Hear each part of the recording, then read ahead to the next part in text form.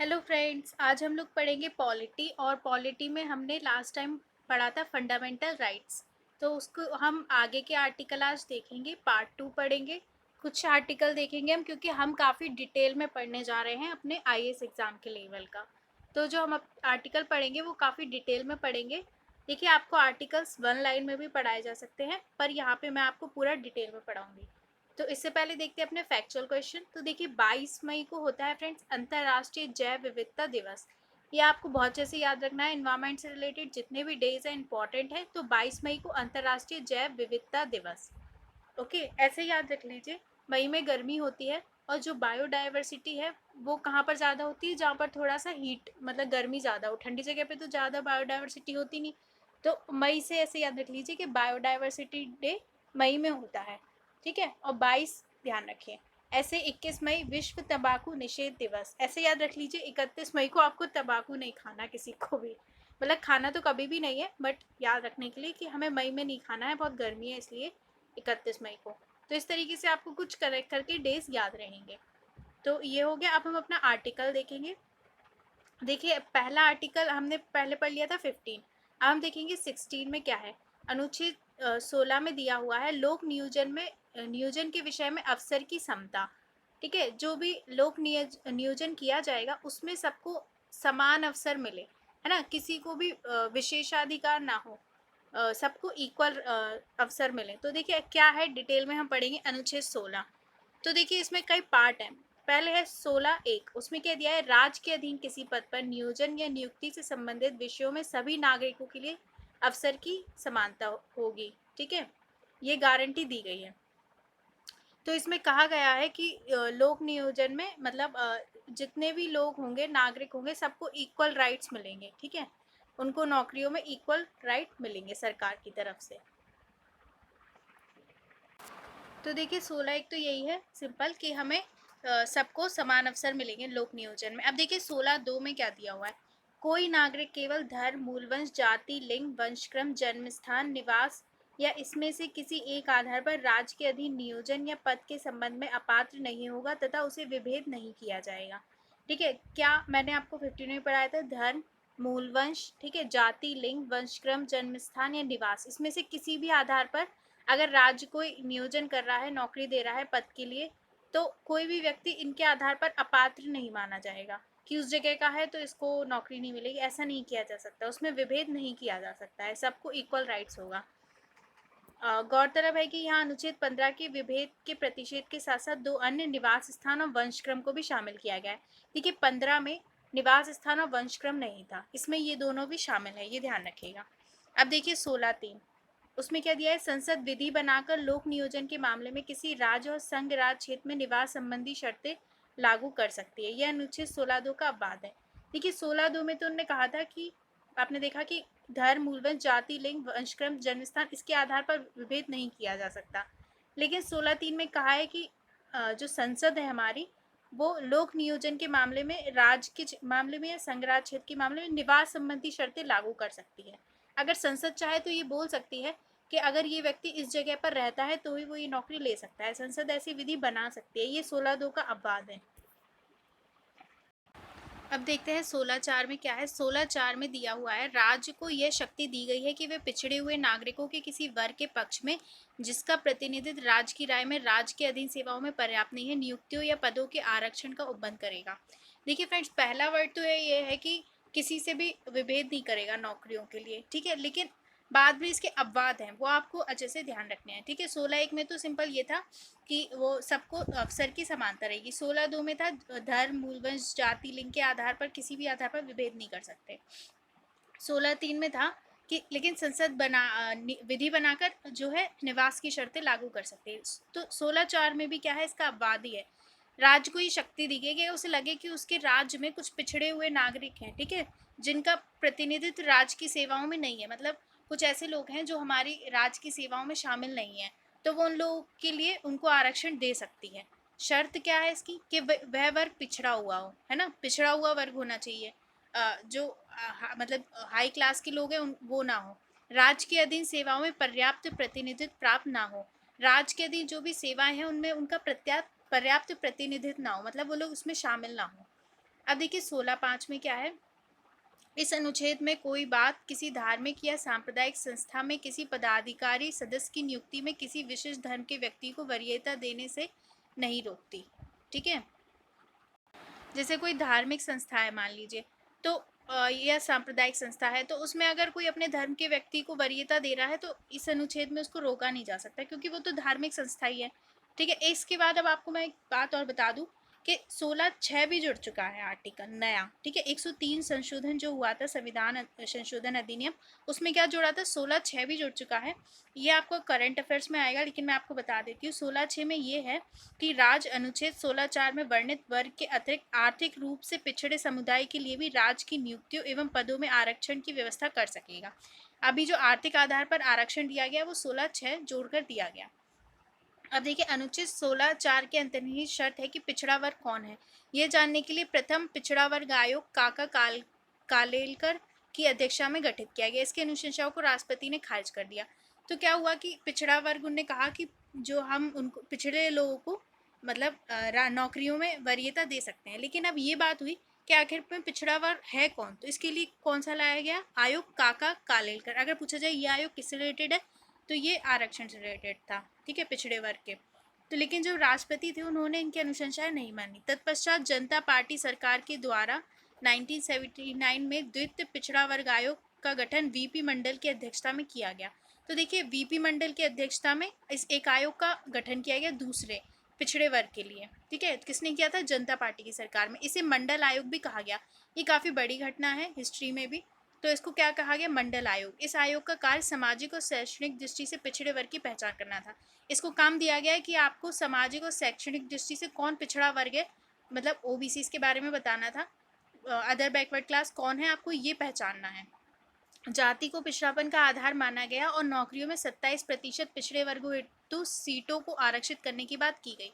तो इन्होंने कहा कि पिछड़ापन तो जाति के आधार पर ही होता है, उन्हीं को पर्याप्त प्रतिनिधित्व नहीं मिलता, इसलिए नौकरियों में 27% आरक्षण इनको मिलना चाहिए।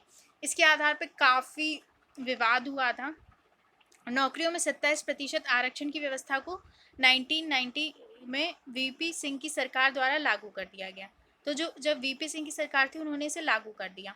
1991 में पीवी नरसिम्हा राव की सरकार द्वारा आर्थिक रूप से पिछड़े वर्ग ईबीसी, ठीक है, विशेष रूप से उच्च जातियों में आर्थिक रूप से कमजोरों के लिए 10% आरक्षण देने की कोशिश की गई।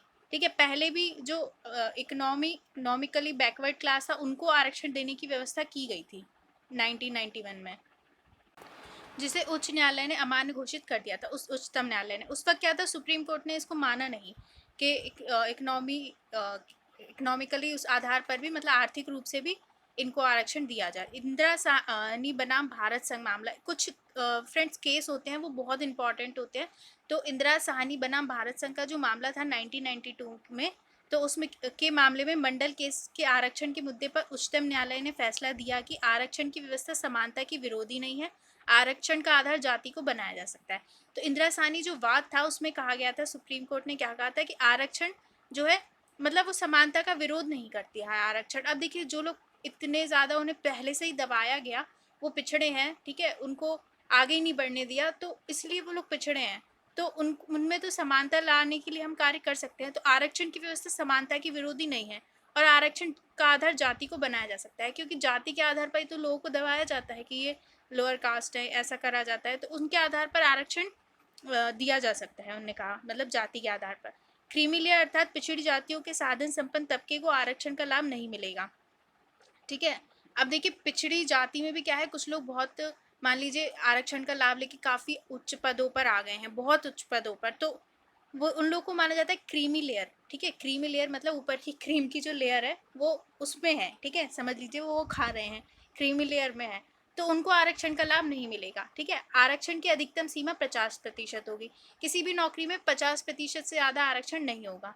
ये सब जो है इंदिरा साहनी वाद में उन्होंने कहा था, और ये इंपॉर्टेंट चीज़ें हैं। पदोन्नति में आरक्षण लागू नहीं होगा। ठीक है, बैकलॉग का कैरी फॉरवर्ड नहीं होगा, ये भी मैं आपको बताऊंगी सब। इंदिरा साहनी वाद में ये कहा गया था आरक्षण की व्यवस्था का न्यायिक पुनर्वलोकन हो सकता है। ठीक है, अगर आरक्षण की व्यवस्था की जाती है तो उसका जो न्यायालय है वो उसको देख सकती है। कि सही है कि नहीं। तो देखिए इंदिरा साहनी वाद में ये सारी बातें कही गई थी, लेकिन देखिए फिर पदोन्नति में आरक्षण में क्या हुआ। ये 71 नहीं है फ्रेंड्स, ये 77 है। इसको सही आप याद रखिएगा, अगर आप नोट करते हैं तो इसको सही कर लेना है। 77 वे संविधान संशोधन अधिनियम जो हुआ था 1995 में, उसके द्वारा 16(4)(a) ठीक है का जोड़ा गया, जिसमें ये व्यवस्था की गई कि अनुसूचित जाति और अनुसूचित जनजाति के लिए अब पदोन्नति में आरक्षण दिया जा सकता है। इसमें का SC ST को जो है पदोन्नति, ठीक है, जब मतलब वो कोई नौकरी करते हैं तो उसमें आगे बढ़ने को बोलते हैं, पदोन्नति में उनको आरक्षण दिया जा सकता है। जबकि इंदिरा साहनी वाद में कहा गया था कि पदोन्नति में आरक्षण लागू नहीं होगा। ठीक है, उसके बाद क्या है 85 जो संविधान संशोधन हुआ था 2001 में, द्वारा अनुसूचित जाति अनुसूचित जनजाति के लिए आरक्षण नियम के तहत प्रोन्नति के मामले में परिणामी ज्येष्ठता की व्यवस्था लागू लागू की गई। ठीक है, अब ये भी मैं आपको बता दूंगी, ये भी क्या है। एम नागराजन बनाम भारत संघ जो 2006 का मामला था, उच्चतम न्यायालय पदोन्नति में आरक्षण देने से पूर्व 3 शर्तों को पूरा किया जाना अनिवार्य है। इसमें कहा गया था उच्चतम न्यायालय ने कि पदोन्नति में अगर आरक्षण दिया जा रहा है तो 3 शर्तों को पूरा करना चाहिए। जैसे पिछड़ेपन के प्रमाणिक आंकड़े हो, मतलब आपके पास ऐसे आंकड़े हो कि पिछड़ापन है, ठीक है, इन लोगों में पर्याप्त अपर्याप्त प्रतिनिधित्व कि मतलब इनका जो प्रतिनिधित्व है, रिप्रेजेंटेशन, वो पूरा नहीं है, मतलब ये लोग हैं नहीं नौकरियों में। प्रशासनिक दक्षता पर प्रतिकूल प्रभाव ना पड़ता हो, ठीक है। तो उन्होंने ये कहा गया। फ्रेंड्स अभी जो करंट अफेयर दोबारा आप अपडेट हमेशा ये सब करते रहिए, क्योंकि सुप्रीम कोर्ट ने दोबारा कह दिया है कि पिछड़ेपन के आंकड़े लाना ज़रूरी नहीं है। ठीक है, पिछड़ेपन के प्रमाणिक आंकड़े ज़रूरी नहीं है पदोन्नति में आरक्षण देने के लिए। तो आप इसको करंट अफेयर्स में पढ़ के अपडेट करिएगा, क्योंकि ये चेंज होते रहते हैं हमेशा ही, अलग अलग केस आते हैं, अलग अलग चीज़ें होती हैं। तो देखिए अनुच्छेद 16 से संबंधित कुछ महत्वपूर्ण शब्द जो हैं, परिणामी ज्येष्ठता का नियम क्या है। तो देखिए इस नियम में क्या था, पदोन्नति में आरक्षण की व्यवस्था के कारण अगर कोई व्यक्ति कर्मचारी सेवा में वरिष्ठता प्राप्त कर लेता है तो उसकी वरिष्ठता स्थायी हो जाती है। ठीक है, अगर कोई मतलब पदोन्नति में प्रमोशन में उसको आरक्षण के कारण अगर उसको वो वरिष्ठता उसने प्राप्त कर लिया तो वो स्थायी हो जाएगी। अब देखिए क्रीमी लेयर क्या होता है, क्रीमी लेयर से याद रखिए जिनके पास क्रीम है, अमीर लोग, ठीक है। पिछड़े वर्गों के वे लोग जो अत्यधिक संपन्न है उन्हें न्यायालय ने क्रीमी लेयर कहा, जो मतलब आरक्षण का लाभ लेके काफ़ी संपन्न हो गए हैं हर तरीके से, उनको क्या कहा है, क्रीमी लेयर। क्रीमी लेयर को आरक्षण का लाभ नहीं दिया जाएगा। क्रीमी लेयर से संबंधित मामलों के तहत उच्चतम न्यायालय के निर्णय नवंबर 1992 को देखते हुए सरकार ने न्यायाधीश राम नंदन प्रसाद की अध्यक्षता में एक समिति का गठन किया। ठीक है, उसे क्रीमी लेयर के अंतर्गत आने वाले विभिन्न लोगों की पहचान करने का कार्य सौंपा गया। समिति ने जांच के बाद जो प्रतिवेदन प्रस्तुत किया उसके अनुसार अग्रलिखित व्यक्तियों के बच्चों को आरक्षण का लाभ नहीं मिलेगा। ठीक है, राष्ट्रपति, उपराष्ट्रपति, उच्चतम तथा उच्च न्यायालय के न्यायाधीश, संघ एवं राज्य लोक सेवा के अध्यक्ष एवं सदस्य, मुख्य निर्वाचन आयुक्त, नियंत्रक एवं महालेखा परीक्षक, केंद्रीय तथा लोक सेवा श्रेणी तथा श्रेणी बी के अधिकारी, सार्वजनिक क्षेत्रों के उपक्रमों, बैंकों के कर्नल के समकक्ष तथा उनके उच्च पद धारण करने वाले व्यक्ति को लाभ नहीं मिलेगा आरक्षण का। अब देखिए राष्ट्रपति, उपराष्ट्रपति कितने ऊंचे पद हो गए, तो इन व्यक्ति को आरक्षण का लाभ नहीं मिलेगा। सरकार ने मई 2013 में क्रीमी लेयर के मापदंड को 6 लाख कर दिया था। ठीक है, बैकलॉग क्या है, देखिए रिक्त सीट को भरे जाने की योग्यता बैकलॉग है। यदि पिछड़े वर्गों के लिए आरक्षित पद नहीं भर पाते हैं तो इन पदों को अगले वर्ष के आरक्षित पदों की संख्या में जोड़ दिया जाता है। मान लीजिए कुछ आरक्षण दिया हुआ है, मान लीजिए 10% आरक्षण दिया हुआ है, लेकिन अगर वो नहीं भरा जा रहा है, ठीक है, तो क्या होगा कि अगले साल का जो आरक्षण होगा उसमें इनको जोड़ दिया जाएगा। ऐसा नहीं कि फिर उनको छोड़ दिया जाएगा, उनको आगे के साल में ऐड कर दिया जाएगा। यदि पिछड़े वर्गों के लिए आरक्षित पद नहीं भर पाते हैं तो पदों को इनके अगले वर्ष के आरक्षित पदों की संख्या में जोड़ दिया जाएगा। अगर अगले वर्षों तक भी ऐसा नहीं हो पाता तो इन्हें समान श्रेणी में बदल दिया जाएगा। तो ये होता है बैकलॉग की व्यवस्था। देखिए फ्रेंड्स ये आर्टिकल बहुत डिटेल में मैंने इसलिए समझाया है क्योंकि ये इंपॉर्टेंट है, इसमें हमेशा चेंज होता रहता है और आईएएस में कभी डायरेक्ट क्वेश्चन नहीं पूछता कि आर्टिकल 16 में क्या दिया हुआ है, बहुत घुमा के पूछेगा। तो आपको ये सारी चीज़ें पता होनी चाहिए थी। अब देखिए अनुच्छेद 17 पढ़ेंगे, अस्पृश्यता का अंत। अस्पृश्यता का मतलब होता है जो छुआछूत है कि इनको छूना नहीं है, उसका अंत होना चाहिए, है ना। अनुच्छेद 17 में घोषणा की गई है कि अस्पृश्यता का अंत किया जाता है और उसका किसी भी रूप में आचरण निषेध किया जाता है। अस्पृश्यता से उपजी निर्योग्यता को लागू करना अपराध होगा, ठीक है, जो विधि के अनुसार दंडनीय होगा। यही दिया है कि किसी भी रूप में अस्पृश्यता को मतलब निषिद्ध किया जाएगा। ठीक है, ऐसा आचरण करना निषिद्ध किया जाएगा। और यह दंडनीय होगा अगर आप ऐसा कार्य करते हैं। देखिए अनुच्छेद 17 अनुच्छेद 35 संसद को ये शक्ति प्रदान करता है कि अस्पृश्यता के आचरण हेतु दंड की विधि का निर्माण करें।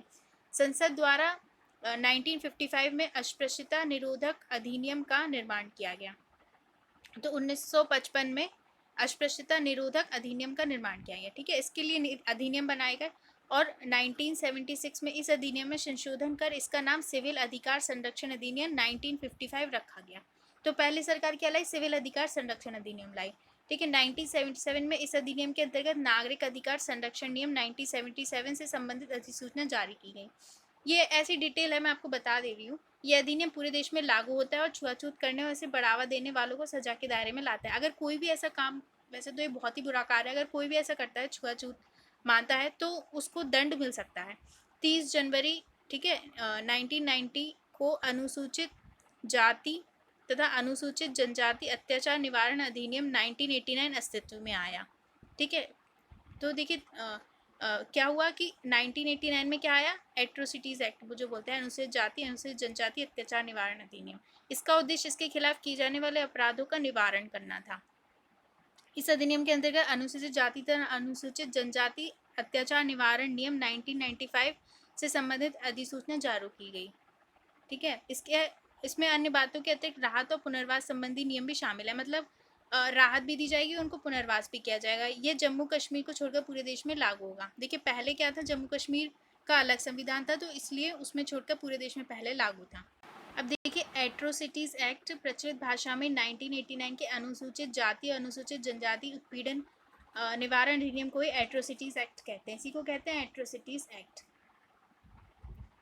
अब देखेंगे आर्टिकल 18 में क्या है। आर्टिकल 18 में दिया है उपाधियों का अंत। देखिए राज्य, सेना या विद्या संबंधी सम्मान के अलावा कोई अन्य उपाधि धारण नहीं करेगा। ठीक है, जैसे कोई राजा या कुछ भी इस तरीके की कोई उपाधि नहीं ले सकता।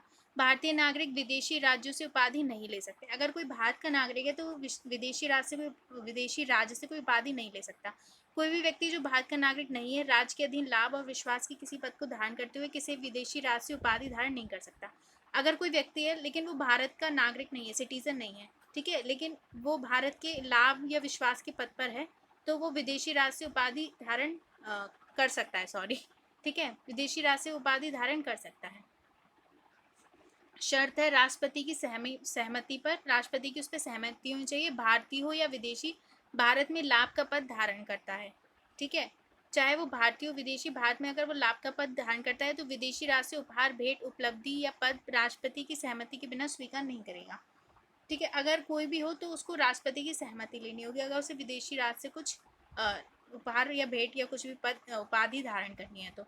ठीक है, 1954 में संस्थापित पद्म भूषण, पद्म विभूषण एवं पद्मश्री को उच्चतम न्यायालय के नियमानुसार पुरस्कार माना गया है, ना कि उपाधि। अगर पद्म भूषण या पद्म विभूषण आपको कुछ मिलता है तो वो आपका पुरस्कार है, उपाधि नहीं है। हालांकि पुरस्कार प्राप्त व्यक्ति को नाम के उपसर्ग या प्रत्यय टाइटल के रूप में इसके प्रयोग पर मनाही है। आप इसे अपने नाम के साथ यूज़ नहीं कर सकते, लेकिन ठीक है, इसलिए बनाया गया क्योंकि हमारे इक्वलिटी दी गई, तो कोई भी ऊंचा नीचा ना हो, इसीलिए उपाधियों का भी अंत कर दिया गया। तो अब हम आगे के आर्टिकल नेक्स्ट वीडियो में पढ़ेंगे। तब तक के लिए थैंक यू। और अगर आपको कुछ कन्फ्यूज़न है तो आप पूछ सकते हैं कभी भी।